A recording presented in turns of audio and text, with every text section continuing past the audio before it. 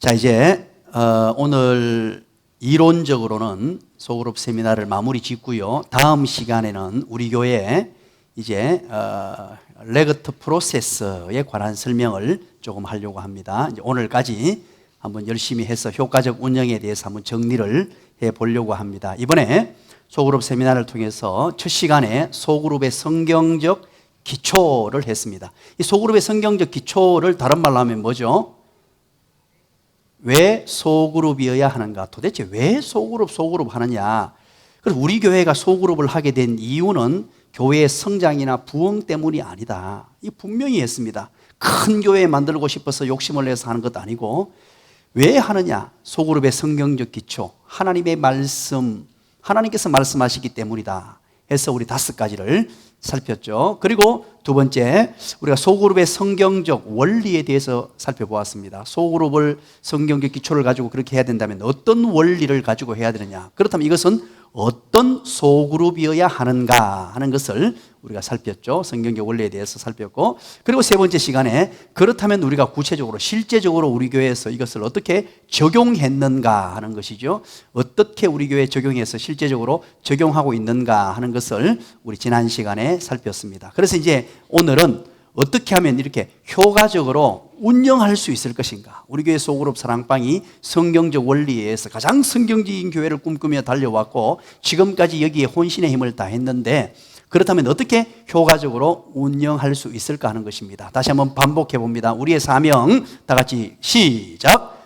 우리는 사랑하라는 계명과 제자 삼으라는 명령이 가장 큰 사명인 줄 믿고 4대 실천 사항을 힘껏 준행한다. 하나님 사랑, 이웃 사랑, 복음 전도, 양육 훈련. 그래서 이 두 명령에 대한 것입니다. 사랑하라는 것과 제자 삼으라는 것, 이것을 우리의 큰 사명으로 삼고 하나님 사랑, 이웃 사랑, 복음 전도, 양육 훈련을 위해서 지금 열심히 달려가고 있습니다. 자, 사명은 제가 물으면 답합니다. 사명은 자다가 벌떡 일어나도 이 얘기가 나와야 됩니다. 사명 그러면은 짐이 아니라 날개입니다. 사명은 짐이 아니라 날개다. 우리는 흔히 우리도 모르는 사이에 이 사명 그러면은 어깨 쭉지에 무거운 짐으로 생각하고 있습니다. 사명 감당하자 같으면 십자가의 길을 간다, 고난의 길을 간다, 고통의 길을 간다, 어려운 길을 간다. 심지어 목사님들이 목회의 길을 가면서도 늘 하는 말이 눈물 없이는 못 가는 곳, 고통 없이는 못 가는 곳, 주님 짊어지신 것 십자가를 짊어지고 갑니다. 물론 일부분 맞습니다. 그런 어려움이 있습니다. 그러나 그럼에도 불구하고 그것이 얼마나 기쁘고 영광스러운지 모릅니다. 만약에 목사가 앞에서 목회가 너무 어렵습니다, 힘이 듭니다, 이 어깨 죽지에 짐이 너무 무거워가지고 하면서 눈물만 흘리고 있다면 얼마나 불행한 인생입니까? 평생을 그렇게 산다면 얼마나 불행한 인생이에요. 성도가 늘 하는 말이, 신앙 좋다는 사람들이 늘 이 사명이 짐이 돼가지고요, 내가 예수 좀 늦게 믿을 것, 내가 한 70이나 내가 믿었으면 실컷 놀다가 그냥 늦게 천국 가지, 이런 마음을 가지고 믿으면요, 이거 얼마나 불쌍한 인생이에요. 그 70년 인생 가운데 그전의 인생은 전부 다 가짜 인생이잖아요. 짐으로 여기면 그렇단 말이에요. 우리에게 주어진 이 사명이 얼마나 멋지고 얼마나 영광스럽고 이것이 얼마나 행복한 길인지. 잠자리 한 마리가 있었습니다. 이 잠자리에게는요, 날개가 멋지게 펼쳐져 있었는데 이 날개를 짐으로 알았단 말이에요. 날개를 펴서 활짝 하늘을 나르면요, 먼 거리도 마음껏 가고 날개 때문에 온몸이 가벼울 텐데 이것을 짐으로 하고 얇아 빠진 다리를 가지고 걸으려고 하니까 짐이 너무너무 무거워서 늘 불평하고 살았습니다. 왜 나에게는 이런 무거운 짐을 이렇게 날개로 주셔가지고 이렇게 힘든 삶을 살게 만드느냐, 그리고 늘 불평불만 원망을 평생 하고 살았다는 이야기 아닙니까? 그런데 이 잠자리가 날개 쭉지만 펼치면 멋지게 하늘 창공을 나르고 인생을 아주 복되게 살 수 있는데, 마치 그것과 똑같습니다. 우리에게 주신 사명을 날개로 삼아서 날아가는 것입니다. 그 사명이 바로 하나님 사랑, 이웃 사랑, 복음 전도, 양육 훈련. 이 사명을 짐으로 여기지 말고 나에게 주신 멋진 날개로 활용해서 멋진 창공을 나르고 행복한 신앙생활을 할 수 있어야 한다는 것입니다. 다시 한번 반복합니다. 중요해서 왜 소그룹이어야 하는가, 성경적 기초에 대해서 5가지를 살폈습니다. 첫 번째, 왜 소그룹이어야 하느냐? 큰 소리로 시작. 첫 번째 시작. 성경이 말하는 교회이기 때문에, 조금 이따 이거 한 번 더 이거 살필게요. 성경이 말하는 교회에 대해서는 중요하기 때문에. 그리고 두 번째는 하나님의 존재 양식과 사역입니다. 그리고 세 번째는요, 하나님께서 디자인하신 공동체였고, 네 번째는 예수님의 간절한 소원이었으며, 다섯 번째는 두 명령의 효과적인 수행, 하나님 사랑, 이웃 사랑, 복음전도, 양육훈련 4대의 실천사항으로 대변되는 두 명령은 사랑하라, 제자 삼으라는 이 두 명령을 가장 효과적으로 수행할 수 있는 것이 바로 소그룹이었기 때문이다 그랬죠. 두 번째, 소그룹의 그러면 성경적 원리, 어떤 소그룹이어야 하는 것을 성경에 살폈습니다. 이드로의 조직 원리, 예수님의 리더십의 원리, 신약 성경의 서로 원리, 만인 제사장의 원리, 성령의 공동체 원리를 살폈습니다. 그래서 이드로의 원리는 구약적 조직이었죠. 이것은 안정형 구조로서 관리형 구조였고, 예수님의 리더십의 구조는 바로 지원형 구조로서 역피라미드형으로 구성된 것이었죠. 이런 부분들을 우리 교회에 구체적으로 적용했다고 말씀을 드렸습니다. 그렇다면 소그룹의 실제적으로 적용입니다. 어떻게 우리 교회에 적용할 것인가? 우리 교회 사역 공동체가 무엇입니까? 제일 작은 것부터 얘기해 보시죠. 제일 작은 것부터 시작. 그 다음 교회, 이렇게 되죠. 그렇다면 여러분, 사역자들은 누굽니까? 사랑방의 사역자는 누구죠? 마을의 사역자는 촌장 혹은 전도회장, 그리고 부의 사역자는 현감 혹은 부장, 교회는요 목사, 이렇게 구성이 된다 그랬죠. 우리 교회 사역자들입니다. 이게 우리 교회 사역 공동체와 사역자들이 전부 다 합니다. 자, 그리고 우리 교회 조직 구조에 대해서 살폈습니다. 역피라미드형으로 구성된 형태의 지원형 구조와 피라미드형으로 구성된 관리형 구조에 대해서 구체적으로 살폈습니다. 우리 교회는 무엇을 지향한다고요? 어디에 더 초점을 둔다 그랬죠? 어디에? 자, 초대교회 구조와 광야교회 구조가 있습니다. 초대교회는 무슨 형입니까? 지원형. 광야교회는 관리형이라 그랬죠. 그럼 우리 교회는 무엇을 지향한다고요? 초대교회를 더 무게중심을 두고 있습니다. 그렇다고 해서 이드로의 조직 원리에서 출발한 관리형을 무시하는 건 아닙니다. 그것도 그대로 있습니다만 무게중심을 바로 지원형에 두고 있다 그랬죠. 그리고 나서 이제 지난 시간에 3번까지 했습니다. 그리고 네 번째, 사랑방 사역을 통한 교회 개척입니다. 이것 또한 매우 중요합니다. 여러분들은 이제 사랑방 목자가 되시면 모두가 하나같이 하나의 교회를 맡아 있는 사역자로 세워지는 것입니다. 한 분 한 분이 모두가 다 이제 성도를 섬기면서 그 사랑방 하나하나가 개개의 교회로 구성이 됩니다. 어떻게 이 개척 사역을 감당하게 될 것이냐 하는 것입니다. 한번 읽어봅니다. 시작. 많은 경우에 목회적 방법과 목회 자료를 찾는다. 그러면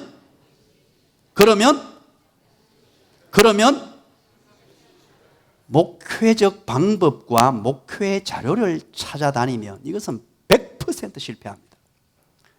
이거 지금 매우 중요한 얘기를 합니다. 제가 목사이기 때문에 이거 너무너무 잘 압니다.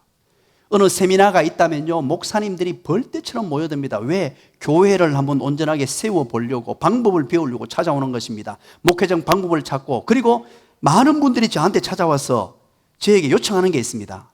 목사님, 목사님 방법 뭡니까? 또 한 가지가 뭔지 아십니까? 자료 좀 주십시오. 목사님이 지금까지 목회하면서 구축해놓은 그 자료를 좀 사용해도 되겠습니까? 이런 요청이 쇄도합니다. 그러면 저는 다 주긴 줍니다. 그러나 그것 전부 헛수입니다. 그것 쫓아가다가는요, 망합니다. 목회적 방법과 목회 자료 찾는다고 교회가 세워지는 것 아니에요. 사랑방이 세워지는 것 아닙니다. 절대 아니에요, 이것은. 그렇다면 여러분 한번 읽어볼까요? 시작. 그러나 시작. 성경적 가치와 성경적 원리를 붙들면 교회 개척은 반드시 성공할 수밖에 없다. 중요한 것이 성경적 가치와 성경적 원리를 붙드는 것입니다. 어떤 목회적 방법 자료 찾아가지고 이곳저곳 기우는 것이 아니라 하나님의 말씀의 가치, 교회가 무엇이며 어떤 교회를 세워야 되고 하나님이 원하시는 바가 무엇이고 어떤 성장보다 큰 것, 사람을 끌어모아가지고 무엇을 하기보다 힘을 과시하는 그런 것보다 도대체 하나님이 원하시는 교회가 무엇인가? 이 성경적 가치를 잡고 원리를 붙들고 늘 하나님의 말씀을 부여잡고 교회란 어떻게 세워지는 것이고 교회란 무엇인가? 여기에 모든 초점을 맞추셔야 돼요. 이게 기본이고 근본이며 전부 다 합니다. 그런데 많은 사람들은 계속해서 뭔가가 있다고 생각합니다. 뭔가가 탁월한 방법을 찾고 사람 모으는 방법, 큰 교회 만드는 방법, 큰 건물 짓는 방법, 자꾸만 거기에 기웃거리고 그게 무슨 탁월한 방법이 있고 그게 무슨 사업적 수완이 있고 이걸 찾기 때문에 망하는 것입니다. 하나님이 그것은 원하시는 바가 아니라는 거예요. 성경적 가치가 그럼 무엇이냐? 도대체 우리가 성경적 가치와 성경적 원리라고 말씀드렸는데 성경적 가치는 무엇이냐? 한번 읽어봅니다. 시작. 성경적 교회론과 사명을 인식하고 그것에 생명을 거는 것이다. 교회론, 성경적인 교회가 무엇이냐? 교회가 뭔 줄 알아야 될 것 아닙니까? 성경에서 말하는 교회가 도대체 뭐길래 그걸 정확하게 알고 거기에 충성을 하고 거기에 헌신하셔야 돼요. 그래서 대부분은 성경이 말하는 교회에 대한 제대로 된 인식이 없습니다. 그냥 예배당 열어가지고 건물만 지으면 되는 줄 압니다. 제가 우리 목사님들이 개척하려고 할 때, 제가 부산에 있을 때, 부산에 가면은 작은 교회 연합이라는 단체가 있어요. 한 200여 개가 모여 있습니다. 그 200여 개 모인 교회에서 저를 강사로 초대를 했습니다. 목사님의 목회 노하우를 좀 가르쳐 주십시오. 우리가 전부 개척된 교회인데 정말로 제대로 한번 교회를 세워보고 싶은데 가르쳐 달라는 거예요. 그래서 좋습니다 하고 거기에 가서 하루 종일 강의를 했습니다. 강의를 하고 뭘 얘기했느냐? 성경적 가치와 성경적 원리에 대해서 하루 종일 얘기했어요. 그리고 이제 마쳤습니다. 마쳤는데 마치고 나서는 우르르 몰려오더니만 목사님 이제 그 성경적 가치와 원리를 얘기했으니까 구체적으로 목회 자료를 좀 주시고 목사님이 해놓았던 그 어떤 이거 뭡니까? 책자하고 이걸 다 달라는 거예요. 그 모습을 보면서 제가 참 굉장히 안타까웠습니다. 그것은 무슨 자료를 만들고 하는 것은 어디서 구하는 게 아니고요. 목사가 연구해서 하는 겁니다. 열심히 공부하고 책 읽고 성경적 가치 원리에 따라서 애쓰고 힘써서 하는 거예요. 남은 거 가지고 하는 게 아니고. 그래서 내가 그때 막 우르르 몰려오길래 잠시 모여 앉아라 그러고 제가 호통을 쳤어요. 목사님들 정신 차리세요, 정신. 이렇게 큰 호통을 속으로 쳤어요. 밖으로는 제가 너무 마음이 약하고 그래서 말은 못하고. 자, 그렇다면 성경적 원리는요, 성경적 교회와 사명을 이루기 위한 목회적 원리를 성경에서 찾는 것입니다. 어디 누가 잘한다 해가 우르르 쫓아가서 이거 한번 해보고 저거 한번 해보고. 그래서 한국교회 성도들은요, 목사님이 어디 세미나 갔다 온다 그러면 벌벌 떨고 있습니다. 왜? 세미나 한번 갔다 오면요, 자 우리 올해는 이거 합니다라고 막 자기가 혈수 막 붙이고 막 난리지기가 해보다가 또 안 되면 다른 세미나 갔다가 또 와서는 이 산이 아닌 갭이요 하고 또 다른 거 한다고. 이런 일들이 비일비재하게 일어나는 이유가 뭐냐 하니까 이 성경적 교회와 사명을 이루기 위한 목회적 원리를 성경에서 찾지 않고 엉뚱한 곳에서 찾기 때문에 그렇습니다. 그렇다고 목사님들이 세미나 가지 말라는 말이 아닙니다. 가서 참고는 해야 돼요. 아, 이 교회는 이렇게 해서 온전히 세워졌구나. 이건 왜 이렇게 됐느냐. 거기에 소스들은 우리가 배울 필요가 있습니다. 분명히 잘하는 목사님들, 잘하는 분들은 수용을 하고 배우고 저도 세미나를 갑니다. 그러나 가서 배우는 것이 어떤 원리, 원칙을 가지고 와야 되지 격가지를 가지고 오는 것 아니라는 거예요. 자, 그렇다면 여러분, 이제 계속해서 성경이 말하는 교회를 얘기하고 있는데 성경이 말하는 교회가 뭡니까? 이것은 첫 시간에 너무너무 중요해서 얘기했던 겁니다. 한번 정리를 다시 한번 볼게요. 성경이 말하는 교회, 성경이 그때 당시에 로마너, 게르만어 전부 끄집어내서 라틴어부터 해가지고요, 우리 세계에서 교회들이 사용하는 단어들을 다 끄집어냈고, 그리고 원론적으로 성경에 말하는 단어들을 찾아서 정리했죠. 성경이 말하는 교회입니다. 자, 보세요. 이 뭡니까? 교회, 성경에서 교회, 이 뭐죠? 에클레시아라는 단어입니다. 헬라어로 에클레시아. 에클레시아, 이것이 바로 교회입니다. 성경에서 말하는 교회죠. 이것을 어떻게 정리하고 5가지로 성경에서 말하고 있느냐. 첫 번째는 에클레시아 투 데우라고 말한다 그랬죠. 에클레시아 투 데우. 왜냐하니까 에클레시아라는 말 자체는 모임이라는 뜻이에요. 그냥 쉽게 말하면 우리 반상회 이런 것도 전부 에클레시아, 그때 통용되는 단어였어요. 그래서 에클레시아라는 단어는 성경을 보니까, 신약 성경에 보니까 불법 모임, 진짜 악한 모임, 이런 데서도 에클레시아라는 단어로 번역이 되어 있습니다. 사용하고 있어요. 그래서 성경에서 말하는 교회가 되기 위해서는 에클레시아 투 데우, 즉 하나님의 공동체, 하나님의 교회, 하나님의 모임, 하나님 안에서 모이는 모임이라 해야 되고 하나님 안에서 함께하는 곳이라 해야 된다는 거죠. 이게 바로 하나님의 교회, 에클레시아 투 데우입니다. 두 번째는요, 오이케이오이 투 데우라고 그랬습니다. 오이케이오이 투 데우. 이것은 뭐라고 번역할 수 있죠? 시작. 하나님의 가족이라고 그랬죠. 이거 여러분 다 머릿속에 정리하셔야 됩니다. 정리하셔야 돼요. 마지막 시간에 시험 칠 때 이거는 꼭 나옵니다. 하나님의 가족, 혹은 성경에서는 이것을 권속이라고 번역하고 있습니다. 오이케이오이 투 데우, 하나님의 권속. 교회는 하나님의 권속, 하나님의 가족입니다. 세 번째는요, 라오스 데우. 라오스 데우. 라오스 데우가, 라오스란 말이 뭐라 그랬죠? 성전이라 그랬잖아요. 성전. 하나님의 성전. 이것을 교회라고 했단 말이죠. 그리고 나오스가 아니고 라오스 데우. 라오스 데우. 이 백성입니다. 이 백성인데 이것을 일부 목회자들이나 목사들이 아주 악용해서 사용하는 경우가 있는데, 이 하나님의 백성이 신약 성경에 와서 평신도가 되었다 이렇게 번역을 해요. 평신도가 되었다. 그래서 평신도란 말이 성경에 있다 하고 끄집어내는 말이 라오스라는 단어예요. 여러분 그거 아닙니다. 라오스는 백성, 하나님의 백성을 말하는 거고, 일반적으로 만약에 평신도라고 하려고 했다면 라이코스라고 해야 돼요. 라이코스. 그래서 이게 잘못된 거죠. 그래서 성경에는 평신도가 없다라고 제가 지지난주에 아주 강하게 말씀드렸죠. 성도고 하나님의 백성입니다. 라오스 데우는 바로 하나님의 백성이라는 말입니다. 그리고 마지막 한 가지, 소마 크리스투. 소마 크리스투. 이게 뭡니까? 그리스도의 몸입니다. 그리스도의 몸. 이 5가지. 그래서 여러분들에게 나누어 드린 교재 첫 부분에 이 성경이 말하는 교회를 또 명심하십시오. 이것은 교회를 세워나가고 사랑방을 처음 설립해 나갈 때 반드시 중요합니다. 너무너무 중요해서 다시 한번 말씀드립니다. 에클레시아 투 데우, 하나님의 교회, 하나님의 모임. 오이케이 투 데우, 바로 하나님의 권속, 하나님의 가족. 나오스 데우, 하나님의 성전. 라오스 데우, 하나님의 백성. 소마 크리스투, 바로 그리스도의 몸. 이 5가지가 성경이 말하는 교회입니다. 여기에 대한 구체적인 내용들은 교재에 여러분 다 기록되어 있습니다. 한 번 더 천천히 읽어보시고 해보시기 바랍니다. 우리 한번 읽어봅니다. 교회는, 시작.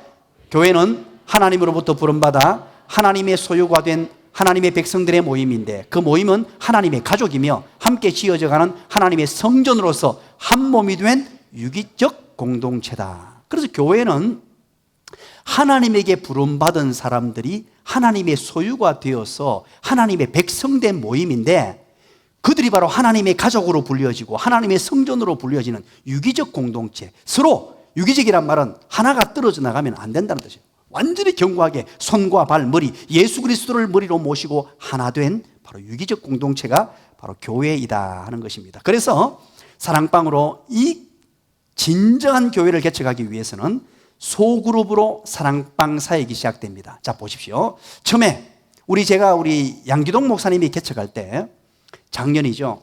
제가 양 목사님을 개인적으로 앉혀놓고 신신당부를 했습니다. 어떻게 했냐니까, 보통 목사님들이 교회를 개척하면 뭐부터 하느냐? 교인도 없는데 홀부터 만들어 놓고 아무도 없는데 뭘 세웁니까? 뭘 세워요? 강대상을 세웁니다. 그래서 사람들의 머릿속에 잡혀있는 그릇된 생각이 뭐냐니까, 교회 한다 그러면 무조건 홀을 만들고 의자를 놓고 강대상을 만들어요. 그거 여러분 왜 그렇게 해요? 이유가 뭡니까? 우리가 여기에 강대상을 세운 이유가 뭡니까? 뭐 때문에 세워놨어요? 성경에 이거 있습니까? 느헤미야에 보면은 강단을 세워서 말씀을 전한 사건이 나오죠. 그건 뭐냐면, 왜 강대상을 세울 수밖에 없냐니까, 많은 인원이 있을 때 가장 효과적인 게 인원이 많이 있을 때 강대상이 있어서 효과적으로 관리할 수 있어요. 그래서 어느 정도 인원이 됐을 때 하는 거지, 가장 좋은 것은 얼굴과 얼굴을 맞대고 앉아서 하는 게 제일 좋아요. 교인들이 10명도 안 되는데 목사는 강단에 올라갑니다. 뭐 때문에 올라갑니까? 올라갈 필요 없어요. 둘러 앉아서라도 하나님의 말씀을 가장 효과적으로 얘기할 수 있어요. 서로 얼굴을 맞대고 할 수 있는 구조가 가장 좋은 구조예요. 성경 어디에 한 사람 앉혀놓고 강대상에 의자 놓고 이런 게 어디 있어요? 이것은 처음부터 뭔가 잘못된 생각입니다. 교회가 이제 커지다 보니까 이렇게 세워지니까 모든 교회는 이렇게 해야 된다라는 착각입니다.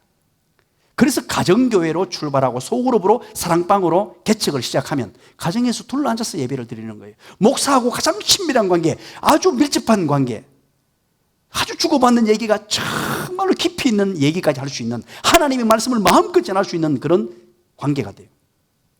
그래서 인원이 한 20명 정도 이제 차게 되면 어쩔 수 없이 둘러앉아서는 이게 한 사람에게 집중이 안 돼요. 그리고 어떤 얘기가 소통이 어렵습니다. 그래서 설교라는 방법을 통해서 앞에 서고 앉고 이런 구조가 나오게 돼요. 결과물로 나오게 되는 거지 하면서 처음부터 하는 게 아닙니다. 처음에는요, 우리 양 목사님에게 부탁을 했습니다. 가서 교인이 없기 때문에 동네 사람을 찾아다니라고 했습니다.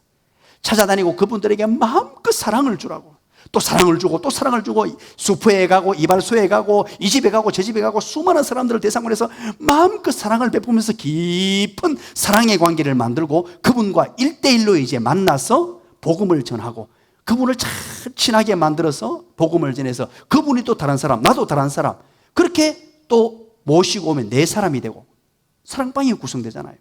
그래서 말씀으로 양육하고 난 이후에 그게 또 예비 목자를 세우고 또 한 사람씩 데려오면 또 하나의 그룹이 된단 말이에요. 그래서 그분들을 잘 양육하고 말씀으로 가르쳐서 그분 중에 예비 목자를 세우고, 예비 목자를 세워서 사랑방 10명이 넘어가면 분방을 해서 또 다른 나도 목자가 되고 그분이 목자가 되어 사랑방 2개로 분방하는 거예요. 얼마나 멋집니까? 우리는 자꾸만 로또 복권을 원합니다. 뭔가 큰 것 하나 지어놓고는요, 사람들이 찾아오기를 원하고 노력도 없이 그냥 큰 것 해가지고 한 방 터뜨리고 싶은, 교회도 사업도 뭔가 뻥 터뜨려가지고요, 하늘에서 일확천금이 떨어지는 것만을 꿈꾸는 이런 어리석은 생각부터 하게 돼요. 하나님은 그것 원하지 않습니다. 하나님은 누적 인생을 원하지 대박 인생을 우리에게 주지 않아요. 차근차근 한 사람 한 사람 하는 것이 훨씬 더 빠릅니다. 예수님께서 그래서 12명의 제자들에게 이것을 위임해 놓으시고, 예수님은 능력이 많으시고 권능이 많으셔서 동시다발적으로 전 세계를 복음화 할 수 있었습니다만 그 방법을 사용하지 않고 12명에게 온 세상 만방, 세계 만방의 복음을 전하라는 이런 사명을 주신 것입니다. 그러나 결론적으로 보십시오. 얼마나 큰 성공을 이루었는가. 그래서 사랑방 사역을 통해서 이렇게 개척하는 것입니다. 사랑방은 늘 빈자리가 있습니다. 빈자리가 있고 또 다른 사람은 전부 다 붉은색 계통인데 두 사람만 다르죠. 두 사람 다르죠. 노란색 계통은 누굽니까? 노란색은 목자, 파란색은 예비 목자, 빈자리. 이게 반드시 있어야 될 사랑방의 구조입니다. 자, 사랑방이란 뭡니까? 여러분들이 한번 설명을 해줍니다. 사랑방이란 예수 그리스도 안에서 시작. 예수 그리스도 안에서 무엇으로?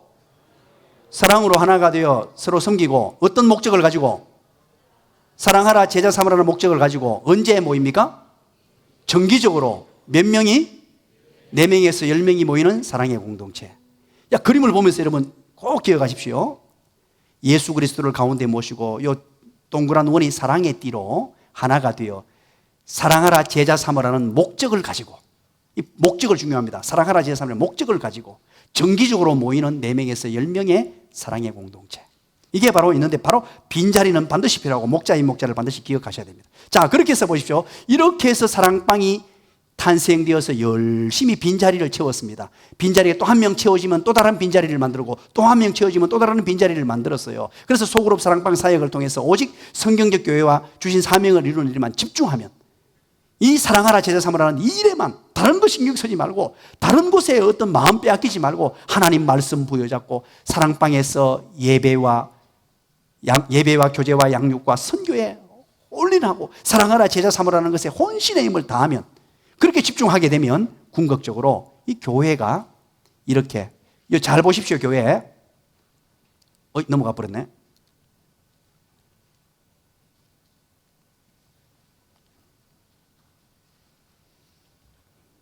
잘 보십시오. 이거 뭐로 구성되어 있습니까? 사랑방을 다 모아놓은 겁니다. CH, 철치 이렇게 만들면서 사랑방으로 구성되어 나왔는데요. 자, 보십시오. 그래서 첫 번째 번식하고 분방하게 되죠. 사랑방에서 이렇게 해서 빈자리를 계속 처음에 한 사람으로 시작해서 또 사랑을 주고 또 사랑을 주고 제자원을 시키고 만나서 사랑의 교제를 나누고 계속 더딘 것 같지만 이게 훨씬 빨라요. 이렇게 복음을 전해서 사랑방이 이제 10명이 넘어가서 분방을 하게 되죠. 또 분방을 하게 되면 분방하게 된 사랑방도 분방하고 또 원래 사랑방도 분방하게 되죠. 이래서 3개에서 6개 사랑방이 되면 이것은 바로 마을로, 전도회로 이렇게 바뀌어지게 됩니다. 두 번째 하면은 벌써 4개가 되죠. 4개가 되고 한 개의 마을이 탄생하게 되죠. 이 전도회가 됩니다. 전도회는 벌써 수십 명에 달하는 인원이 모이게 되었다는 말이죠. 각자 그래서 한 사람으로 시작된 것이 사랑방 하나가 되고 또 사랑방에서 또 노력하고 또 노력하고 각자 흩어져서 계속 사랑방에서 빈자리만 채우면, 이 기본적인 사명만 계속해서 감당하면, 다른 곳에 신경 쓰지 말고 큰 것 자꾸만 뭐 대박 꿈꾸는 인생 되지 말고 우리에게 주어진 사명, 사랑하라 제자 삼으라는 이 명령, 이 사명을 감당하면서 주어진 사랑으로 섬기고, 그럴 때 우리가 행복하고 모든 사랑방 목자도 행복하고 예비 목자도 행복하고 온 가족이 행복하고, 그래서 주어진 사랑방들이 최선을 다하면 자동적으로 마을이 형성되고, 그리고 나서 보십시오. 교회는 저절로 되게 되어 있습니다. 사랑방 사역만 제대로 하면 다른 곳에 자꾸만 눈을 돌리지 말고 기본적인 것, 우리에게 주신 이 2 명령, 여기에 준행을 해서 최선을 다하게 되면 교회는 저절로 이렇게 또 분방하고 또 분방하고, 빈자리 하나하나가 구석구석에서 동시다발적으로, 만약에 사랑방이 10개라면 동시에 10명의 새가족, 구원받는 사람이 생겨나게 되고, 20개라면 20명의 새가족이 전도받는 구원자가 생겨나게 되더라는 것입니다. 자, 보십시오. 이제 우리 이렇게 해서 3번째, 소그룹의 실제적 적용, 어떻게 적용할 것인가. 우리는 이렇게 적용한다, 성경의 원리에 따라서. 그렇다면 이제 우리 마지막입니다. 어떻게 그러면 효과적으로 우리 교회에서 이렇게 운영할 것인가, 어떻게 운영하고 있느냐. 첫 번째는 사랑방의 정체성과 목적부터 다시 한번 기억해야 됩니다. 사랑방의 정체성. 자, 사랑방이 도대체 뭐냐. 먼저 사랑방의 정의부터 한번 내려봅니다. 사랑방의 정의, 정체성 하기 전에 사랑방이란 정의, 시작. 예수 그리스도 안에서 시작. 사랑이 띠로 하나가 되어 사랑하라 제자 삼으라는 목적을 가지고 4명에서 10명이 정기적으로 모이는 사랑의 공동체. 그죠? 이게 사랑방의 의입니다. 사랑방이란. 그런데 정체성은 뭐냐 도대체? 사랑방은 보십시오. 이게 사랑방 그림이죠. 목자, 예비 목자가 있고 빈자리가 딱 있는. 그래서 10명 이하가 모인 것이 사랑방입니다. 이렇게 되어 있는데, 자, 보십시오. 사랑방은 성경 공부반입니까? 자, 제가 한번 물어볼게요. 백정아 집사님, 사랑방은 성경 공부반입니까? 자, 그러면 김대희 집사님, 사랑방은 기도 모임입니까? 자, 그러면 사랑방은 권장미 권사님, 친교회 모임입니까? 사랑방은 전도됩니까? 여러분 어떻습니까? 사랑방은 봉사 모임입니까? 어떻게 생각해요? 도대체 사랑방이 뭡니까? 자, 사랑방은 다시 한번 보시죠. 사랑방은 성경 공부 모임도 거기에 포함됩니다. 성경 공부만을 하기 위해서 모여가지고 오직 공부만 한다면 그 사랑방 아닙니다. 그러나 성경 공부 모임도 그 모임에는 존재합니다. 또 사랑방은 기도만을 위해서 기도만 하루 종일 하다가 가는 곳 아닙니다. 기도 모임도 거기에 포함된 기도 모임도 있습니다. 또 그런가 하면 전도 모임만을 위한 모임이 아니에요. 사랑방이 모여가지고 오직 전도만 하고 막 거기에만 올인하고 아닙니다. 전도 모임도 합니다. 그러나 전도 모임만을 위한 것은 아니고, 이 차이를 알겠습니까? 자, 그리고 사랑방 친교 모임만을 위한 것 아닙니다. 모여가지고 맨날 놀려고 하는 게 사랑방 아니에요.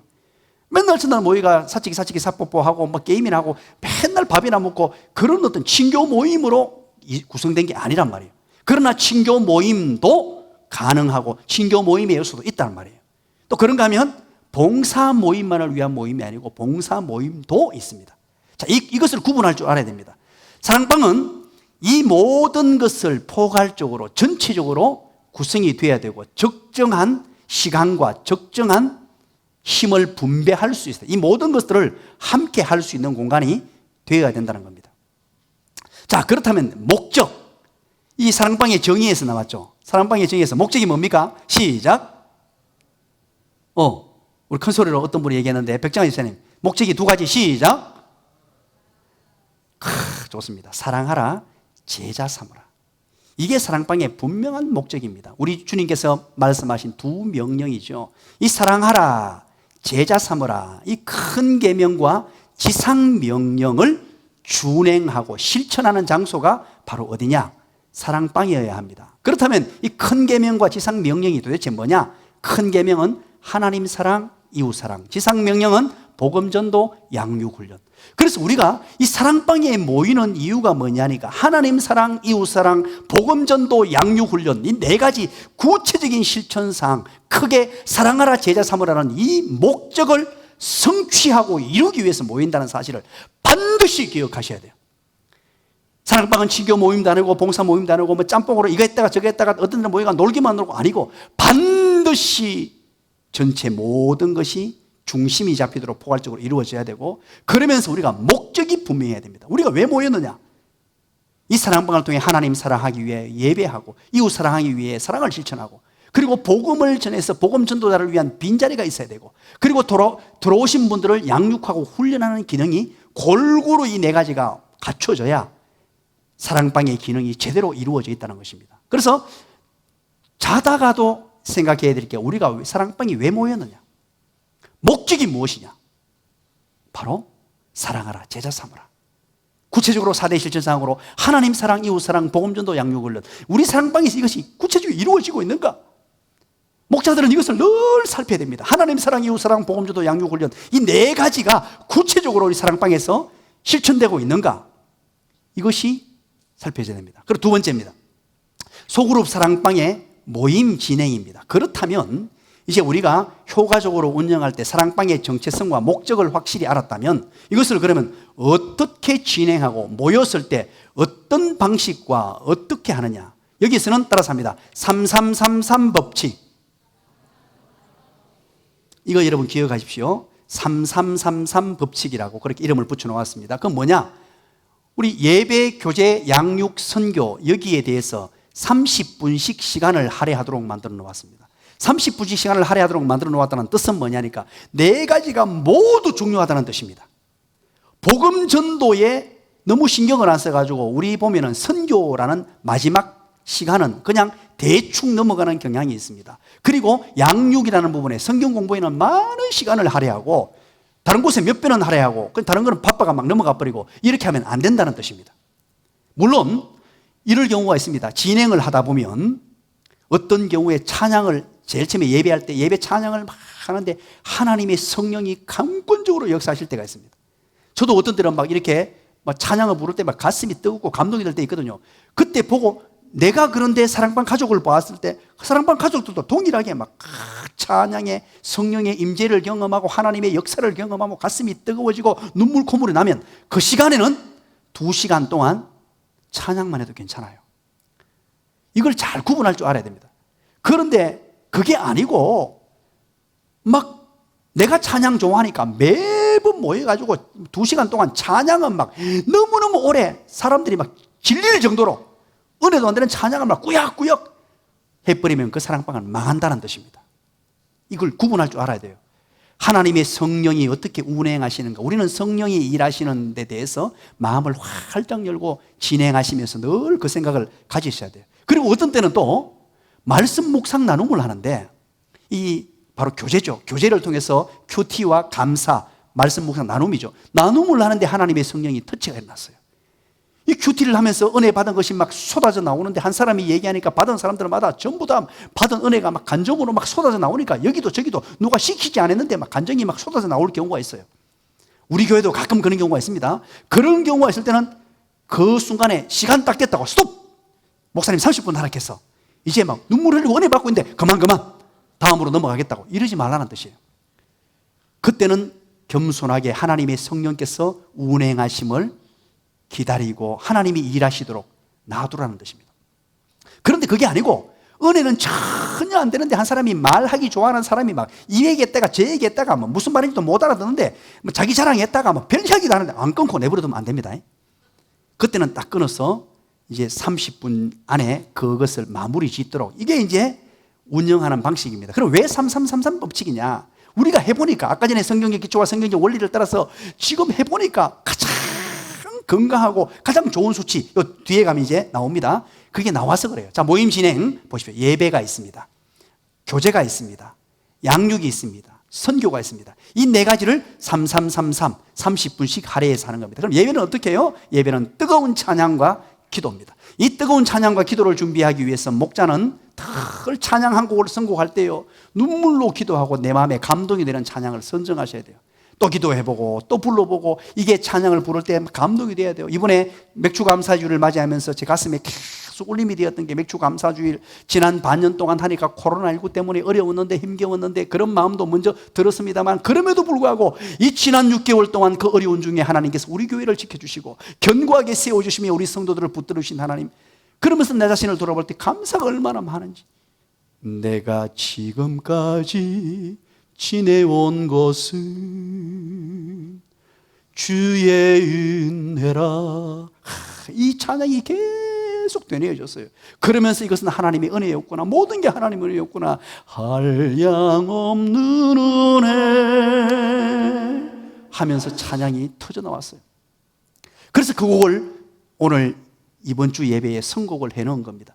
여러분들이 이제 준비하면서 사랑방 가족을 위해 기도하면서 이제 한 주간의 이 사랑방 모임을 계획하고 준비하면서 하면서 찬양을 어떻게 선곡할 것인가, 어떤 게 은혜가 될 것인가 또 불러보고 또 생각해보고 또 선곡해서 그 찬양의 성공자가 되고 온 사랑방 가족이 찬양이 뜨겁게 불려져야 돼요.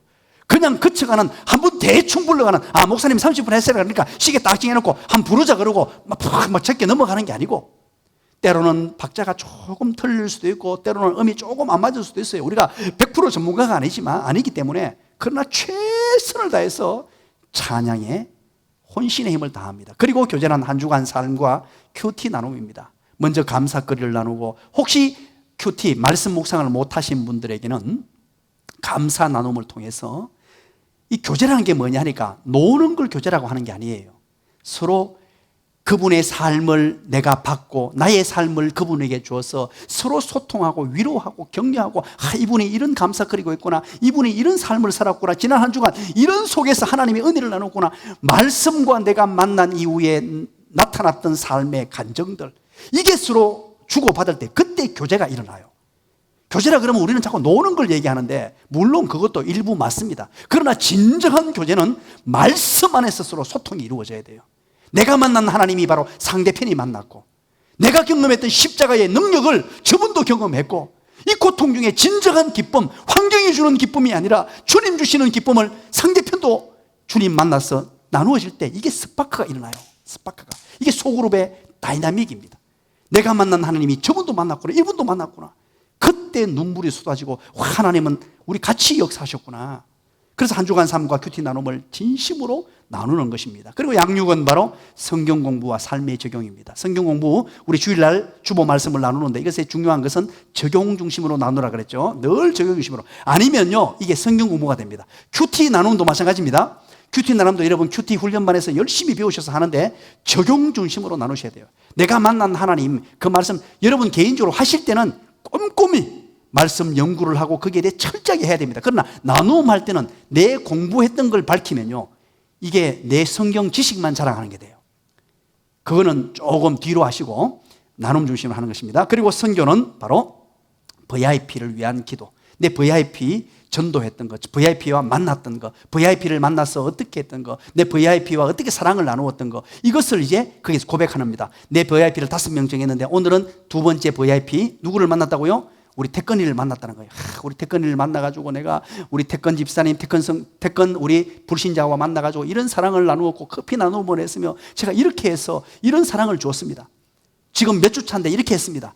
이걸 이제 사랑방에서 나눔을 가져야 모든 성도들이 복음을 전하게 돼요. 그분들을 자꾸만 VIP를 만나고 만날 수 있는 것들을 점검을 해주는 거예요. 제대로 만나도록. 그냥 내버려 두면 안 됩니다. 여러분, 공부 잘하는 아이를 어떻게 만드는 줄 아십니까? 공부하라고 닥달하는 게 아니고 점검을 해줘야 돼요. 매일매일 영어 단어 50개씩 외웠는지 점검만 해주면요, 그 아이는 공부를 잘해요. 한 목에 5만 개 외우라고 못 외웁니다만 매일매일 10개씩 외워서 1년간 외우는 거예요. 2년간 외우는 거예요. 이 점검 잘해주는 게 정말 중요합니다. 어른들도 마찬가지예요. 이 사랑방에서 그 나누는 건 뭐냐니까 은혜 나눔도 되지만 선교에서 서로 간에 독려와 격려하면서 VIP를 잘 섬기도록 그렇게 서로 점검해 주면서 서로 은혜 나눈다는 거예요. 이 4가지, 이게 3333 올립니다. 그렇다면 여러분 보세요. 구체적으로 이 예배는 뜨거운 찬양과 기도인데 따라서 합니다. 예배는 진실되고 간절해야 합니다. 그냥 지나가는 순서로 앞에 찬양은 뭐 그냥 간단하게 뭐 넘어가는 순서로 이렇게 하는 게 아니고 진실되고 간절하게. 그렇다면 목자가 정말로 준비를 많이 해야 돼요. 사랑방 1시간을 위해 기도하면서 준비하고 이 찬양 가사 한 절 한 절에 내 마음을 담고 진실되고 간절해야 됩니다. 그리고 찬양에 성공해야 돼요. 이 성공이란 말이 어떤 뜻입니까? 은혜를 경험하도록 해야 됩니다. 찬양은. 이 찬양은요 정말로 진실되게 마음이 확 열리면 감동이 됩니다. 그래서 함께 뜨거운 찬양을 드려야 돼요. 제가 목양실에 가만히 앉아있다 보면 우리 교회에서 사랑방 하는 모임들이 있습니다. 그러면요 제가 어떤 데는 가만히 앉아있을 수가 없어요. 목양실에서 설교 준비를 하고 책을 읽고 또 성경을 연구하다가 앉아있는데 막 이게 찬양이요 막 나오면 나도 모르게 벌떡 일어나서 그 장소로 가게 됩니다. 가보면 뭐가 오느냐, 사랑방에서 모여서 예배를 드리고 있어요. 찬양을 부르고 있어요. 그래서 살짝 이렇게 들여다보다가 혼자 감동을 받고 조용히 돌아올 때가 참 많이 있습니다. 그런 사랑방들은 참 잘하고 있더라고요. 선곡도 잘하고 정말로 은혜롭게, 특히 여성 사랑방들이 찬양을 너무너무 잘해요. 진짜 꾀꼬리 같은 목소리로 천사의 음성입니다. 제가 개인적으로 봤을 때 그 노래 못하는 사람인데 진짜 그 음악이 보통 좀 못하는 분들이 합쳐놓으니까요 얼마나 아름다운지. 아마 여러분 이거 경험 안 해보면 몰라요. 제 마음을 움직여가지고 자리에 벌떡 일어나게 만들고 가게 만들었다는 건요 이게 보통 일이 아닙니다. 그리고 기도하는데 기도의 성공자가 되어야 됩니다. 찬양을 하고 때로는 대표 기도 한 사람 할 수도 있는데 간혹 이런 경우가 있습니다. 찬양을 막 하는데 하나님의 성령께서 역사하세요. 그러면 그때는 통성으로 하는 겁니다. 통성으로 함께 자연스럽게 통성 기도로 연결되도록 여러분이 인도해 주세요. 이거는 무슨 천편일률적으로 딱 하다가 찬송되고는 그냥 누군지 은혜가 넘쳐가 눈물이 나는데 누구 대표기도 하고 끝내버리면 안 되고요. 막 감격이 돼가지고 찬송이 막 뜨거워져가지고 눈물이 나고 그러면 계속 찬송을 부르다가 자연스럽게 함께 통성으로 기도해서 하나님의 성령이 모든 분들을 타치하고 만져주도록. 이게요 사랑방에서 얼마나 중요한 줄 압니까? 이런 경험이 있어야 사랑방을 잊지 못하고 거기에 감격에 빠지게 되고 하나님의 은혜를, 하나님의 능력을 공급받는 장소가 될 수 있다는 것입니다. 자, 그리고 두 번째는요, 교제는 한 주간의 삶과 큐티 나눔, 감사 나눔을 하는 곳인데 서먹서먹한 분위기를 깨야 되고 서로 깊이 더 알아가는 기회를 만들어주며 아이스 브레이커 자료를 때로는 준비할 수 있어야 되고요, 자연스럽게 마음을 열도록 오신 분들. 그러나 이제 사랑방이 장기간 좀 오래되면 이렇게까지 할 필요 없죠. 여러분들이 이거 다 할 필요가 없습니다. 그리고 큐티는 늘 딱 봤을 때 큐티가 제대로 안 되거나 분위기가 안 잡혔으면 목자부터 먼저 몸을 보이세요. 목자가 먼저 큐티 나눔을 해주면 좋습니다. 그리고 양육인데요, 성경 공부와 삶의 적용입니다. 이것은 공부할 내용을 충분히 준비하십시오.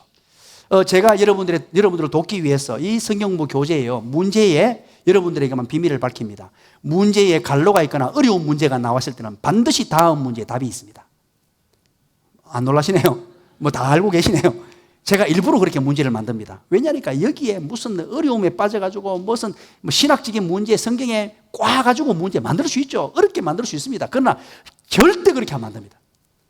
때로는 교훈을 주거나 중요한 내용들은 문제 안에다가 답을 다 넣어놔요. 문제 안에다가 답을 다 넣어가 문제 때문에 막 고민 안 하도록. 왜 그렇게 하느냐? 여러분 준비할 때 철저하게 잘 준비할 수 있도록 만들어주고, 간혹 경우에 따라서는 뭐 한 달에 한 번, 두 달에 한 번 꼴로 어려운 문제가 간혹 들어갑니다. 그 이유는 뭔 줄 아십니까? 간혹 그런 문제가 일부러 제가 넣어두는데, 그것은 목자를 위해서, 목자가 공부하라고. 너무 쉽게 넣어놓으면 목자 공부 안 하잖아요.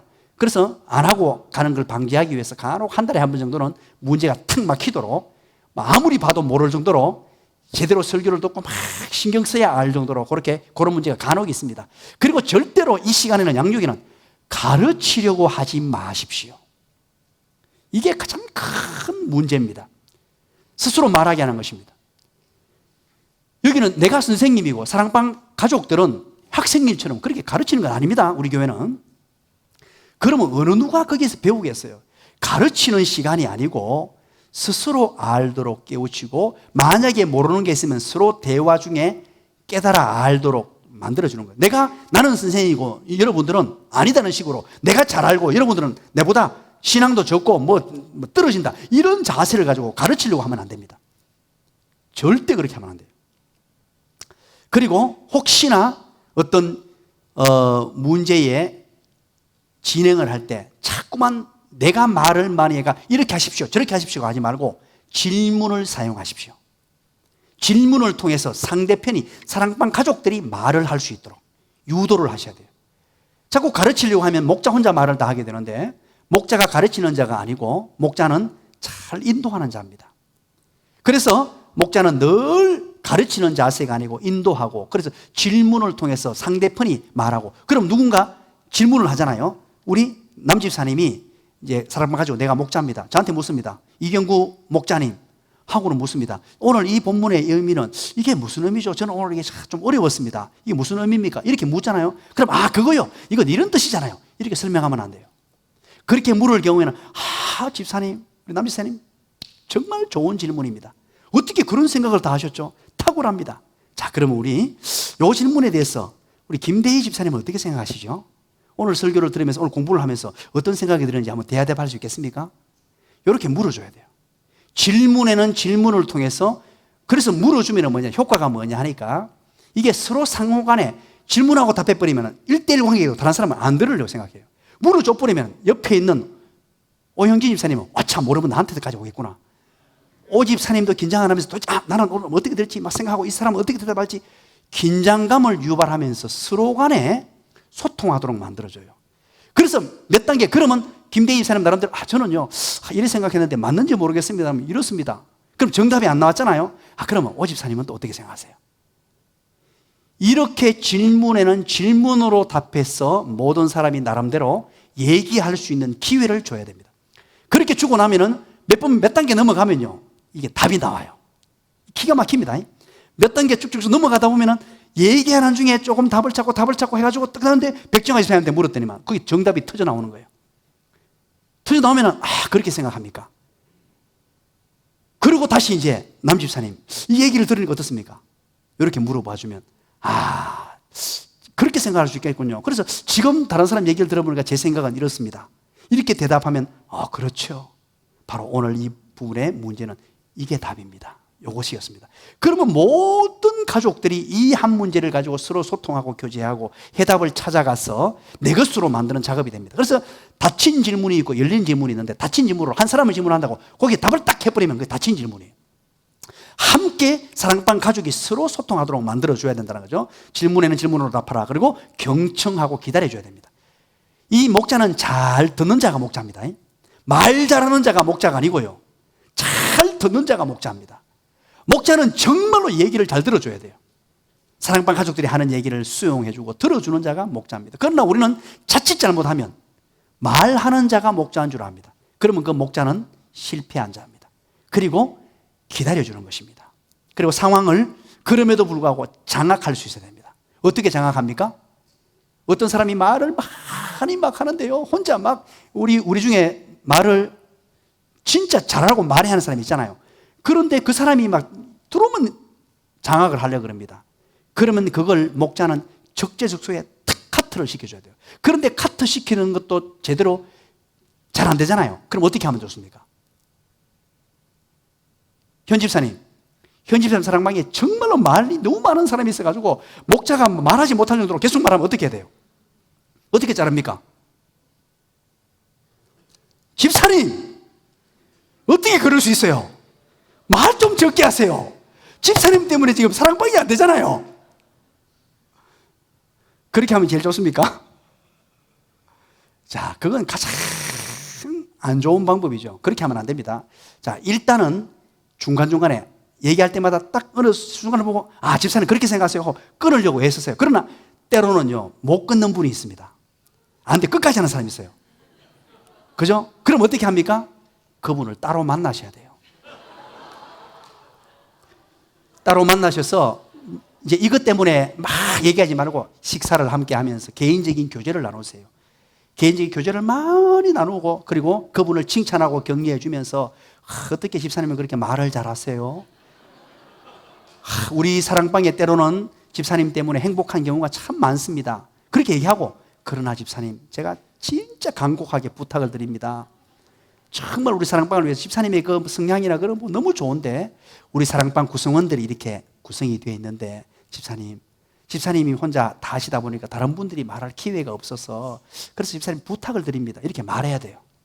정말 조심스럽게 해서 만나서 그렇게 말씀드리면서 그분에게 양해를 구하고, 그래도 때로는 잘 안 될 거예요. 그분은 그때마다 목자가 계속 눈치를 주고 그분은 특별 관리를 하면서 사랑을 줘서 상처받지 않도록 그렇게 진행을 하셔야 돼요. 이러면서 이제 상황을 장악하는데, 장악하는 능력은 첫 번째는 기도 많이 하시고 말씀의 능력을 갖추고 하나님의 능력을 받아야 돼요. 이 첫 번째고, 그리고 두 번째는 뭐냐? 지혜롭게 계속 적재적소에 탁탁 들어갈 장소에 들어갈 수 있어야 돼요. 끊어주고 다음 사람에게 넘기고 때로는 기다려주고, 요걸 잘 하면요 상황을 장악할 수 있습니다. 그게 목자의 고유한 권한이기 때문에 그래요. 자, 그리고 적용을 철저히 하도록 해야 됩니다. 이 양육 부분에는 오직 성경 공부에만 매달려가지고 아는 것만 중심으로 하는 게 아니고 삶이 변하는 거예요. 내가 이 말씀을 받았다면 어떤 삶을 살 것이냐, 어떻게 살았느냐라는 증거가 있어야 됩니다. 예수 믿는 사람으로서 빛과 소금, 이게 예수님 믿는 사람의 매력이잖아요. 말씀을 깊이 알고, 우리가요, 저는 그렇게 생각합니다. 말씀 한 절을 보더라도 정말로 깊이 있게 보고, 우리 성도들은요 그런 분들이 많습니다. 제가 어떤 데는 깜짝 놀랄 정도로 말씀을 깊이 있게 연구하는 분들이 있어요. 정말로 고무적인 일입니다. 그 자세가 필요합니다. 정말로 말씀을 한 절 한 절 꼼꼼히 제대로 알려고 노력하되 그걸 가지고 과시용으로 하는 것 아닙니다. 나는 성경 지식이 이만한데 그래서 아이고 뭐 저분은 장로님이 돼도 성경 저렇게 모르나, 이런 과시용이 아니고 말씀을 알았으면 아는 것만큼 삶에 실천하도록 노력해야 돼요. 그래서 내가 아는 것만큼 행함으로 말미암아 정말로 불신자들에게 매력을 느끼게 만들고 하나님의 영광을 드러내며 그리스도의 향기가 되고 그리스도의 편지로서 아름다운 역할을 감당할 수 있어야 한다는 것입니다. 그리고 선교입니다. 선교는 반드시 빈자리를 마련해 두는 것부터 시작합니다. 사랑방은 반드시 빈자리가 있어야 돼요. 그래서 빈자리를 굳이 막 이렇게 강조하기 어려울 때는 뭘 준비하라 그랬죠? 방석을 해가지고 방석에다가 빈자리 아니면 VIP 해가 딱 적어가지고 늘 예비 목자에게 부탁을 하든지, 아니면 목자가 사랑방 모임을 가질 때 가슴에 딱 끼고 가방에 딱 넣어가지고 딱 시작하기 전에는 여기가 우리 빈자리입니다, VIP 자리입니다라고 반드시 우리 성도들에게, 사랑방 가족들에게 각인시켜야 합니다. 그게 바로 복음전도입니다. 여기에서부터 복음전도가 출발합니다. 그래서 1인당 5명의 전도 대상자 VIP를 매년 첫 번째 주일에 정하는 겁니다. 올해는 2020년도에는 지금 VIP 153 미션을 지금 진행도 못하고 있죠. 실은 VIP 153 기간이잖아요 지금.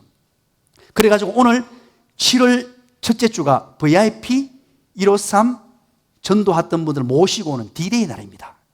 매년마다 우리는 2차례 하죠. 그런데 올해는 그렇게도 못했습니다. 그렇게 못해도 우리가 그래도 그나마 감사한 게 사랑방에서 지금 1인 5명을 전도 대상자 VIP를 정하고 애쓰고 있잖아요. 우리는 하나의 어떤 쇼하고 뭐 잔치를 벌레가 우르르 왔다가 흩어지고 이걸 추구하지 않습니다. 매일의 삶에서, 매주간의 삶에서, 매일 사랑방에서 사랑방을 전도해서 우리 일상의 삶이 복음 전하는 삶으로 그래서 자꾸만 뭔가 큰 걸 터뜨려가지고 전도단체 한다고 해가지고 사람들을 떼거지로 모아가 어떤 사람들은요 돈 주고 일당 주고 사화가 앉혀놓고 연예인 불러가 돈을 엄청나게 쓰다가 다음 주 가면 아무도 안 와요. 그게 무슨 전도예요? 쇼지. 그런 전도는요 정말로 부끄러워요. 하나님 앞에 어떻게 그걸 전도라고 말합니까? 우리 일상의 삶으로 주어진 삶에서 빛과 소금의 역할을 감당하고 내가 5명의 태신자를 정해서 태신자 VIP라는 말은 Very important person, 매우 내 인생에 중요한 사람, 사랑의 대상이라는 뜻이에요. 그분을 집중적으로 사랑하는 겁니다. 내가 만약에 꽁치를 샀습니다. 꽁치를 사니까 뭐 10,000원씩 주니까 몇 마리 줍니까? 예를 들어 10마리 줬다고 칩시다. 10,000원씩 10마리 안 주죠? 예를 들어 줬다고 칩시다. 10마리를 줬으면 아이고야 이거 우리 집에 혼자 한 끼 다 먹지 못하겠구나. 그래서 첫 번째 VIP 우리 첫 번째 VIP 송태커 씨한테 좀 갖다 줘야지 해가지고 2마리를 탁 떼고 두 번째 VIP 우리 김대희 씨한테 VIP 갖다 줘야지 세 번째 VIP 우리 백정아 씨한테 갖다 줘야지 해가 2마리가 6마리 딱 갖다 주고 4마리 내가 먹고 매일의 삶이 그래야 된단 말이에요. 조금만 더 사서 만약에 3사람 주기 어려우면 오늘은 첫 번째 과일을 샀습니다. 첫 번째 대상에 과일 사보니까 이게 너무 맛있더라 하면서 민정이 아빠 이 과일 먹어보니까 너무 맛있어서 좀 가져왔어요. 내가 먹으려고 산 거 하루는 이 집 갖다 주고 또 다음날 사과를 샀더니만 사과가 너무 맛있어. 두 번째 VIP 갖다 줍니다. 아이고야 우리 백정아 씨 권금혜 씨 남편 잘생긴 남편 하면서 가가지고는 야 이 사과가 그리 맛있는데 생각이 나서 가져왔어요. 이렇게 매일 일상의 삶이 5명을 최고로 섬기고 해주면요 이분 정말로 밀접한 관계가 돼요. 그러면서 예수 믿는 자답게 사는 것입니다. 복음의 능력을 입고 성령의 능력으로 제대로 살려고 애를 쓰고 모범된 삶, 세상 사람들에게 매력을 주는 삶을 가지고 살면서 사랑하면 이게 전도예요. 무슨 거창하게 뭐를 이벤트 해가지고요 불러 모으고 뭐 꽝거리고 그게 아니고 삶으로 증명하고 삶으로 전도하는 것이고 삶으로 예수님을 전하고 그래서 사랑방에서 복음을 제시하고 교회에서 복음을 제시하고 예수 복음의 능력을 넣어주고 그게 통로가 되는 거예요. 그래서 1인 5명의 전도 대상자를 작정하고 관리합니다. 매 모든 사람들이 이게 선교하는 선교 그 시간에 예배, 교제, 양육, 선교 시간에 이 나눔을 하는 거예요. 내가 5명 중에 오늘은 누구누구와 만났고 누구누구에게 이런 사랑을 지냈고 이런 얘기들을 서로 소통하며 나누는 거예요. 그리고 모일 때마다 전도 대상자를 위해서 기도해야 돼요. 이 바로 선교하는 시간에 이때 완전히 뜨겁게 눈물 뿌려서 우리가 이렇게 애쓰고 힘씁니다만 성령께서 그들의 마음을 주장해 주셔야 돼요. 성령께서 마음문을 열어주셔야 되고 성령께서 함께 하셔야 하나님의 자녀가 될 수 있으니까 모일 때마다 기도하고 그리고 이제 전도 대상자를 사랑방으로 초대하는 것입니다. 우리 모임이 있는데 우리 목자가 누군 줄 아느냐? 우리 목자 김대희라는 참 멋지고 잘생긴 사람이 있단다. 가면 그분 끝내준다 그러고 그리고 우리 사랑방 구성원들이 있는데 가면 이런 모임이 있는데 놀러 한번 가자고 그렇게 가정에 초대를 하고 때로는 교회 소그룹실에 초대를 해서 초청하는데 여러분 보세요. 일반 사람들이 모이면 특별히 남자들이 모이면요 술 한 대 가면은 얘기를 안 합니다. 우리 교인들 중에 제가 제자반을 해보면요 제일 많이 듣는 얘기가 이겁니다. 아니 목사님 남자들이 모여가지고 이게 술도 안 마시고 몇 시간 동안 이렇게 얘기하는 건 내가 처음입니다. 남자들은 모이면 얘기 못하는 줄 알아요 이 사람들은. 그래서 한 잠 들어가가 얼큰해져야 막 쏟아내고 이 말 저 말 하는데 여러분 우리 예수 믿는 공동체는요 술도 필요 없고 아무것도 필요 없어요. 성령에 취하기만 취하면 탁 들어와서 얘기를 끄집어내는데 이게요 어떤 말을 하느냐. 예수 안 믿는 사람들은 모이면요 여자들은 맨날 첫날 시자 욕하잖아요. 시자 맨날 시자 욕하고 또 거기다가 제일 많이 욕하는 사람이 누굽니까? 남편이잖아요. 남편을 씹어 돌립니다. 얼마나 씹어 돌리는지 안 믿는 사람들은 늘 그렇게 살아요. 그런 문화 속에 살다가 우리 교회 사랑방에 왔는데 모여 앉자마자 갑자기 노래를 부르는데 듣도 보도 못한 노래를 불러요. 그런데 노래가 그렇게 여러분 노래는 늘 마음을 움직이게 돼 있어요. 나는 모르겠지만 이 사람들이 막 노래를 부르는데 악보를 주는데 보고는 대충 따라 부르기는 하면서도 마음이 열리고 감동이 되네. 그런데 갑자기 감사 나눔을 하는데 남편에 대한 감사를 하고 시어머니에 대한 감사를 하고 감사를 하는 거예요. 깜짝 놀라는 거예요. 저거하고 문화가 달라. 저거는 맨날 까발리고 욕하고 놀았는데 이거는 칭찬하는데 보니까 마음이 훈훈해지고 어떤 사람들은 칭찬하고 격려하고 감사하면서 눈물을 막 흘리네. 마음에 감동이 오는 거예요. 진한 감동이 오는 거예요. 보통은요, 그렇게 욕하고 집에 가면 욕할 때는 좋았는데 집에 가서는 찝찝하게요. 스트레스 받잖아요, 사람들. 그런데 이런 감동은요, 어디서 주는 감동이 아니에요. 가도 기분 좋아. 야, 그 모임은 희한한 모임이네. 모여가지고 남편 전화하고 남편 다 좋은 걸 아닐 텐데 어떻게 저런 모임이 있지? 한 번 두 번 와보다가 조직에 깊숙이 빠지는 거예요. 우리 교회에 그래서 전도된 분이 얼마나 많습니까? 사랑방 안에서. 사랑방에 초대를 하고 사랑방에 초대된 분들을 함께 봉사활동에도 적극 참여하고 궁극적으로 이분들을 어디로 초대합니까? VIP 153 미션이란 이 D-Day 날짜는요, 이렇게 사랑방에 모여있는 분들을 교회로 모시고 오는 날이에요. 그래서 그 인원들이 뭐 그렇게 막 수백 명 많지 않습니다. 우리는 한 50명에서 100명 조금 넘게 100명 이 정도로 매년 할 때마다 와요. 그래 오는데 특징이 뭐냐? 그 오신 분들이 첫 예배당에 왔는데, 사랑방에만 있다가 예배당에 왔는데 앉자마자 눈물을 흘리잖아요. 눈물 콧물을 쏟아내고 왠지 모를 기쁨 속에 깊이 은혜를 누리고 그 복음 설교의 복음의 능력에 거꾸러지는 역사들이 일어나는 거예요. 자, 이제 모임 진행에 대해서 보십시오. 예배, 교제, 양육, 훈련, 이건 시간 한 배의 문제인데 뭐 이런 관계입니다. 이게 나무로 만든 통이 있다고 칩시다.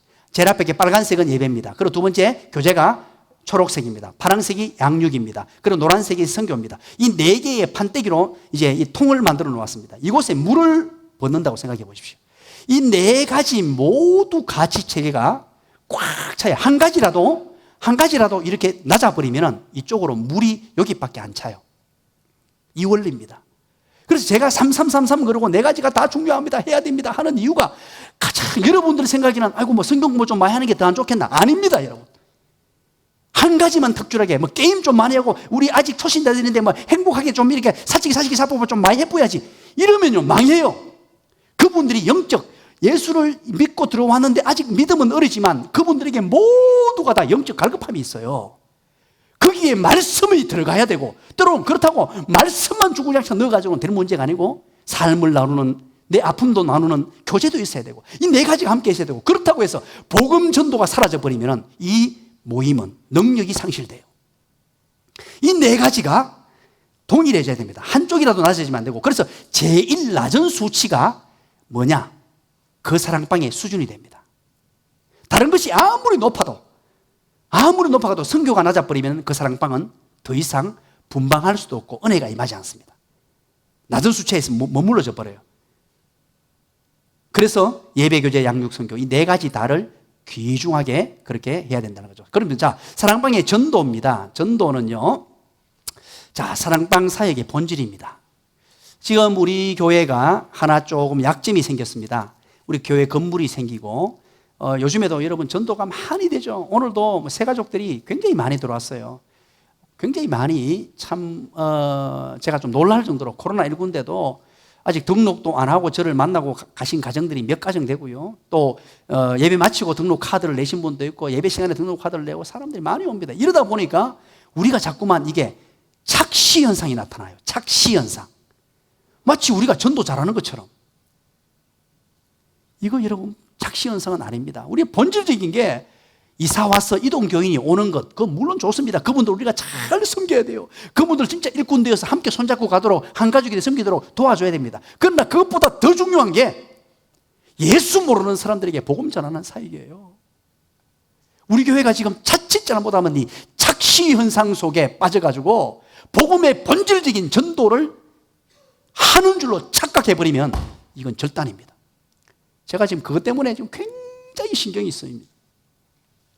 그래서 전도는 주님의 지상명령임을 날마다 깨달아야 되고, 전도하지 않는 소그룹은 건강하지 못합니다. 고인물은, 새 가족이 안 들어오면 고인물은 썩어요. 썩어서 불평불만 비비온불 교회를 어지럽게 만들고 엉망진창이 돼버려요. 그래서 우리는 1년 동안에 새 가족이 안 들어오는 사랑방은 어떻게 한다고요? 1년 동안 새 가족이 안 들어오면 어떻게 합니까? 시작! 해체합니다. 이거 대답을 안 하세요. 또 1년간 봐주는 것 때문에 1년 동안 새 가지고 있으면 해체하는데, 혹시 그 목자나 사랑방이 1년만 더 기회를 달라 하면 1년만 더 기회를 줘요. 그러나 1년입니다, 원칙은.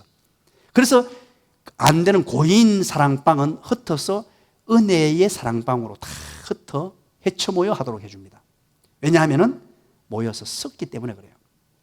전도는 인생의 날개요, 사랑방 사역의 날개입니다. 여러분이 행복해지려면요, 전도가 되면 그 사람은 바르게 산 거예요. 진짜 바르게 산 사람이에요. 손과 발이 움직였고 다른 사람에게 매력을 줬고 예수 믿는 사람으로서 제대로 산 진짜 날개를 멋지게 펼친 사람입니다. 그리고 사랑방 사역도 제대로 했다는 뜻이에요.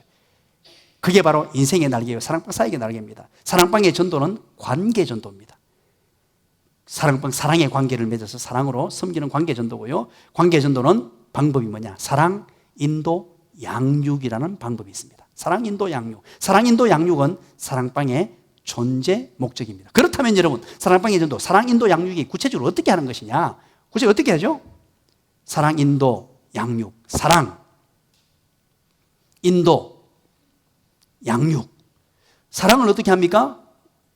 작정합니다. 먼저 너무 어렵게 생각해서 이 사랑, 인도, 양육이 사랑방 전도 방법인데 이게 뭐지? 이렇게 고민할 필요 없고, 사랑한다는 말은 먼저, 가장 먼저는 VIP를 작정합니다.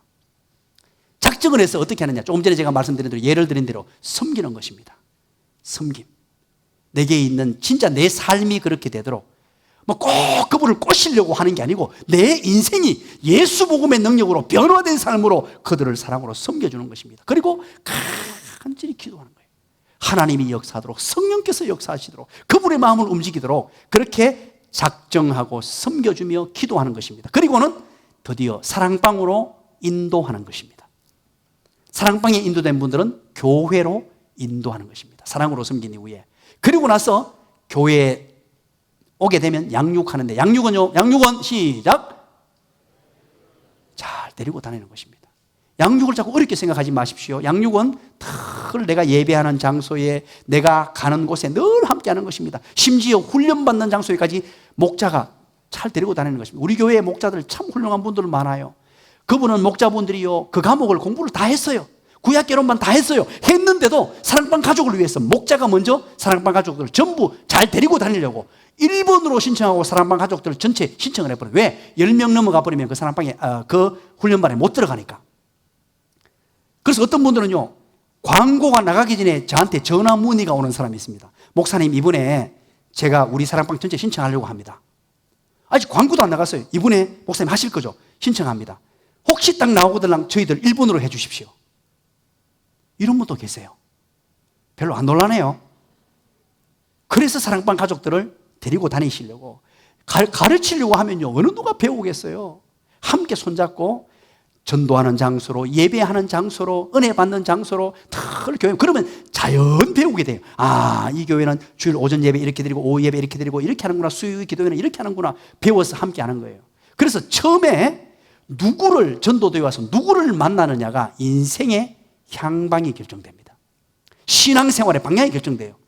진짜 양육자를 만났는데, 바나바, 즉 목자를 만났는데, 이 목자는 목자이기는 합니다만은 오전 예배 겨우 나오고 오후 예배 겨우 나오고 수요일 나왔다 안 나왔다 그러고 그러면 만나버리면요, 그분에게 맡겨진 영혼은 똑같이 돼버려요.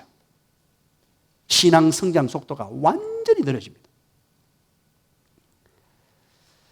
자, 사랑방의 VIP 전도 한 사람당 5명씩 VIP를 작정하고요, VIP에게 꾸준히 코이노니아와 디아코니아, 코이노니아와 디아코니아 이거 다 아시죠? 이제 이거 시험에 나옵니다.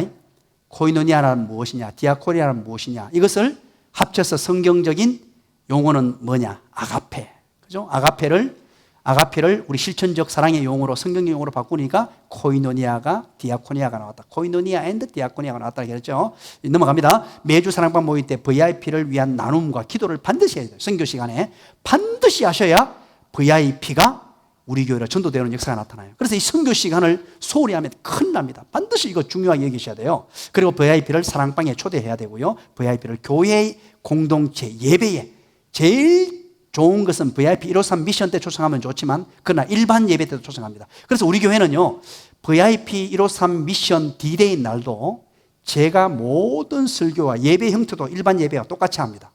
왜 그런 거 하니까, 보통 교회들은 이렇게 합니다. 전도잔치 한다 그러면요, 연예인 불러가지고 막 이벤트를 하고 막 풍선을 붙이고 막 이렇게 하다가, 그리고 막 잘 잘하는 사람 연예인화가 웃기고 재밌게 하고 세가지고 왔다고 한단 말이에요. 그렇게 하다가 다음 주에 딱 오니까 담임 목사가 나와가지고 딱딱한 설교를 해버려요. 그러면 그분들 와가지고는요, 기대하고 왔다가 한 번 왔다가는 안 와버리는 사람이 돼요.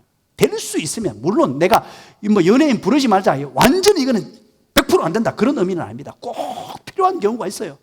정말로 특별한 경우에는 연예인도 한 번씩 모실 수 있고요, 때로는 좋은 강사도 모셔와야 돼요.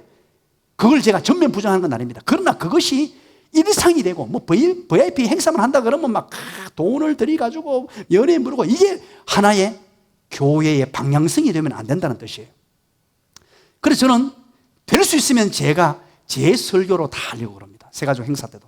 그렇게 해서 다음 주도 똑같이 그래야 자연스럽게 스며들 수 있는 방법이라 생각해요. 그래서 큰 무슨 이벤트를 하고 쇼를 해가지고요, 왕창 떠들었다가 지나고 나니까 거품밖에 없고, 겨우 남는 사람 몇 사람 남겨가지고 돈은 돈대로 쓰고 일은 일대로 안 되고, 열심히 뛴 사람들은 고생은 고생대로 하고, 너무 허무하게 행사를 마쳐버리는 그런 어리석음을 범하지 않기 위해서 그렇습니다. 그래서 VIP를 각종 모임에 잘 데리고 다니는 것, 이것이 중요하다 하는 것입니다. 이제 번식입니다. 이제 이렇게 해서 전도대에 왔단 말이죠. 열심히 전도대에 오면서 이제 번식을 하는데, 이 세포 분열을 여러분 한번 생각해 보시기 바랍니다. 이렇게 세포 분열 이렇게 하죠. 생물학적으로 봤을 때 이렇게 세포가 하나 있다가요, 점점 세포가 이렇게 나누어져요. 세포가 두 개로 쫙 이렇게 나누어져서 결국은 하나가 두 개로 나누어진단 말이에요. 이런 것처럼 우리 교회 사랑방도 소그룹 사랑방이 1단계로 시작됩니다. 2단계는 서로 알아가는 시간입니다. 처음 만나가 서먹서먹하고 막 그런데 서로 깊이 있는 사랑의 관계로 알아갑니다. 그러다가 깊이 있는 사랑을 하게 돼요. 사랑을 하게 되면 사랑의 결과물을 우리가 만나게 되겠죠. 사랑하게 되면 그래서 힘껏 전도하게 돼서 전도의 열매를 맺게 됩니다. 그러면 이제 번식을 준비하게 됩니다. 각 사람이 사랑방이 6명으로 시작했습니다. 한 사람만 전도하면 12명이 돼버리죠. 12명이 되면 그 해에 바로 사랑방이 분방이 가능한 거죠. 그래서 번식을 준비해서 새로운 사랑방이 하나 탄생됩니다. 그래서 예비 목자를 반드시 시작하면서부터 준비를 해야 된다는 말입니다. 사랑방의 번식은 너무나 자연스러운 것입니다. 생명 있는 사랑방은 반드시 번식하게 돼 있어요. 모든 사랑방은 분방 목표를 가져야 됩니다. 사랑방이 1월 달에 딱 출발했습니다. 그러면 1월 달에 모여가지고 첫 번째 해야 될 게 뭐냐니까 사랑방의 분방 목표입니다. 그래서 우리는 올해 지금 하다 보니까 한 8명이 됐다. 야, 그럼 우리 1월 달에 분방합시다. 분방 목표 1월 말에 2개의 사랑방으로 분방하는 목적으로 달려갑시다. 우리는 보니까 한 6명, 7명이 됐다. 야, 그러면 우리가 열심히 전도해가지고 3월 달에 분방합시다. 이렇게 목적을 세워야 됩니다. 그러나 우리는 보니까 야, 우리가 좀 약한데 좀 더 힘을 내서 8월 달에 분방합시다.